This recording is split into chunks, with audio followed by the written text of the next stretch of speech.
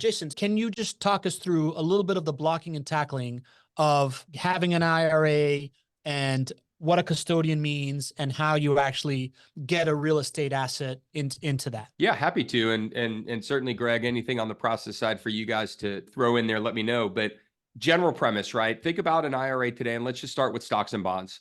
You have an IRA, you find a financial provider, right? Schwab, Fidelity, Merrill, any of the companies out there. They are a custodian, right? They do all the IRS reporting on that IRA account for you. That's their job. They also facilitate investments at your direction. So Jason takes his account, or we'll use GC just because I want to use GC as many times as I can today. So GC takes his account, he goes to Schwab, he's got 50 grand in an IRA, and he can buy whatever the platform allows him to. Now, in this case, it's everything publicly traded, right? Stocks, bonds, mutual funds. GC goes on the website, he sees he wants to buy, shares of Apple, and he buys $50,000 worth of Apple. What Schwab is doing on his behalf is executing that trade, posting that position in his account, reporting on that position, any changes or updates in valuations, and then they report to the IRS and back to GC as needed, at a minimum annually, but usually it's monthly and quarterly via statements. That scenario is the exact same at NewView, but what you're doing is different, right? So in this case, GC says, hey, I have 50 grand. I don't want to buy a stock. I want to buy a rental property. So he takes his 50 grand. He goes to someone like NewView because we will give him the ability to do that. Now, he can't just go online and look through our directory of investments. It simply doesn't work that way. But conceptually, it's still the same. He finds the investment, authorizes us to make the investment. We work through the process to book that asset into his account. We keep track of everything that goes in or out of that account, and we do all the reporting back to GC and to the IRS as required. Exact same reporting mechanism, exact same reporting forms. The only difference is GC's statement from Schwab says $50,000 worth of Apple, and GC's statement from NewView says $50,000 worth of 123 Main Street. Yeah, and I'll jump in from the real estate investor side.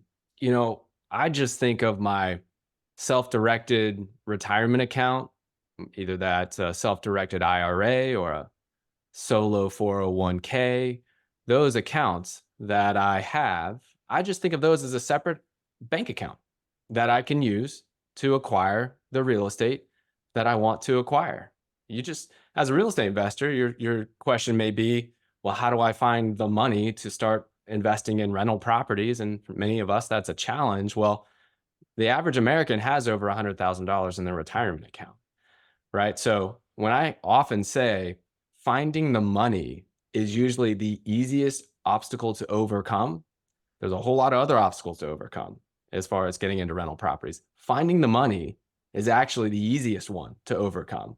One strategy is unlocking your retirement account through just what Jason's talking about, because that, to me, as I'm thinking about how can I put my assets to use to accomplish my financial goals, no longer do you have to say, well, I can't touch this retirement account. I can't touch this 401k, this IRA, this solo 401k.